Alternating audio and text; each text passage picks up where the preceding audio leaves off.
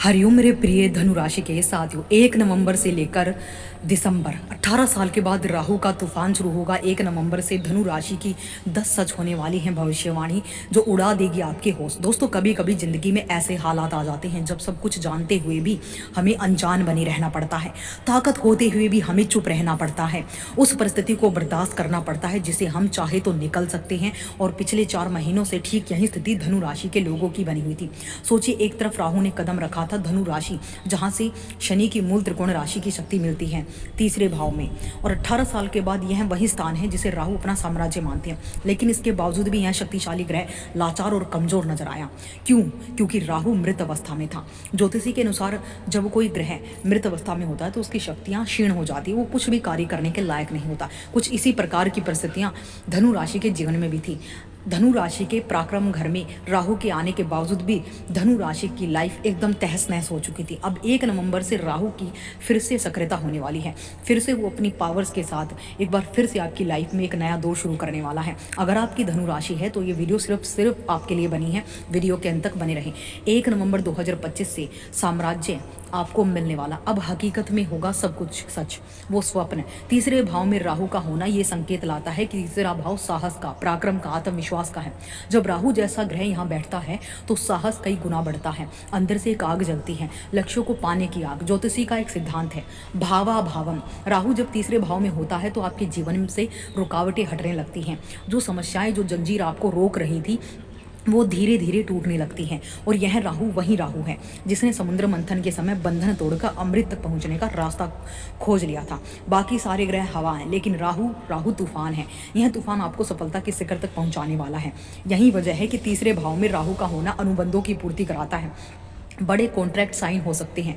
Sports, media, IIT, software, export import, online platform से जुड़े लोगों के लिए समय सोने पर सुहागा साबित होगा, क्योंकि डिजिटल टेक्निकल दुनिया का राजा राहु है। अपने मित्र की राशि में शनि का घर है और राहु यहाँ अपने पूरे सामर्थ्य के साथ काम करेगा। शास्त्रों में लिखा राहु का तीसरे, छठवें, 10वें और 11वें भाव में गोचर सर्वश्रेष्ठ माना जाता है, और अभी वही सर्वश्रेष्ठ गोचर आपके सामने है। लेकिन कहानी यहीं खत्म नहीं होती। 1 नवंबर से राहु जो है पूर्ण रूप से साम्राज्य को संभालेंगे शक्ति के साथ। उसके पास 3 दृष्टियां होंगी जो आपकी लाइफ को 3 अलग क्षेत्रों में बदलने वाली हैं।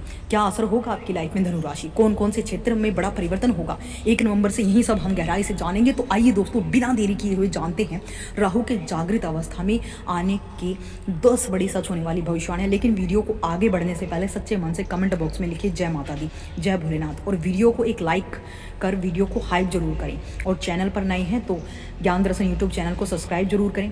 पहली भविष्यवाणी, धनु राशि वालों की पहली बड़ी भविष्यवाणी। अब समझिए राहु की दृष्टियों का कमाल।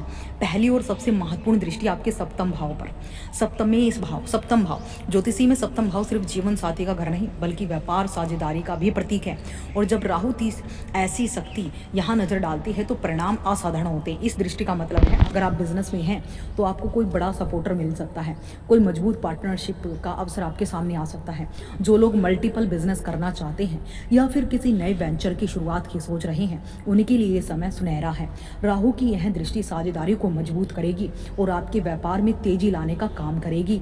यही नहीं, जो लोग जीवन में दूसरा विवाह करना चाहते हैं या लंबे समय से रिश्ते में रुकावट झेल रहे हैं, 1 नवंबर से उनके लिए भी यह दृष्टि बेहद शुभ हो जाएगी। राहु की शक्ति यहाँ संबंधों को आगे बढ़ाने और स्थिरता देने का काम करेगी।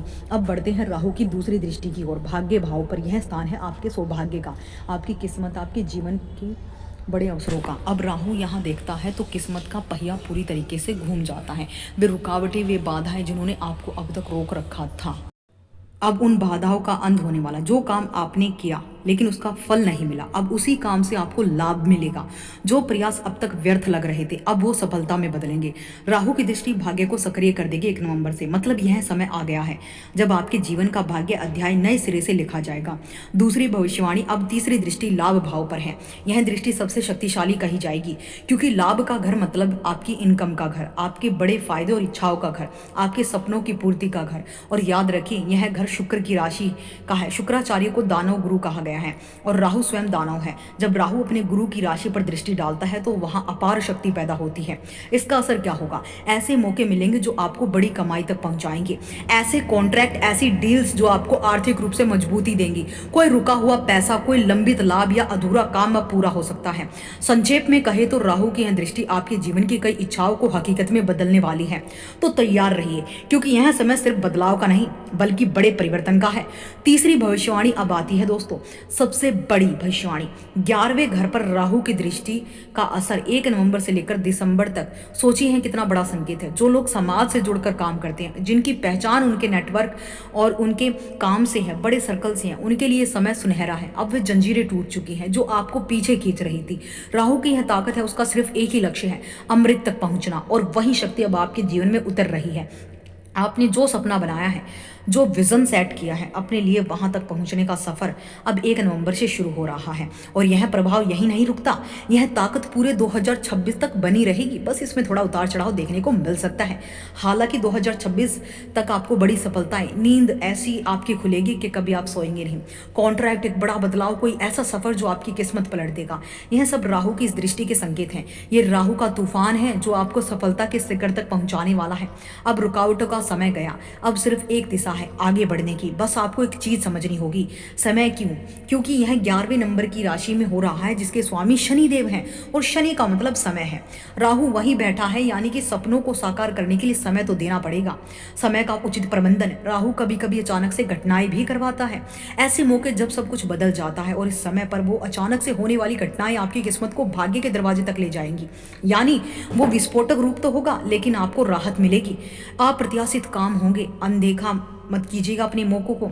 आपके सामने सुनहरे मौके आएंगे, सीधे लाभ आपको देंगे, नाम देंगे, नाम तक पहुंचाएंगे। यही राहु की शक्ति है, यही उसका खेल है। अंतिम भविष्यवाणी। दोस्तों, कहा जाता है हर सिक्के के 2 पहलू होते हैं। पहला पहलू आपने जान लिया, अब दूसरे पहलू को भी समझना जरूरी है, ताकि राहु इस शक्ति का इस्तेमाल सही दिशा में हो सके। कोई भी समस्या आपके रास्ते में ना आए।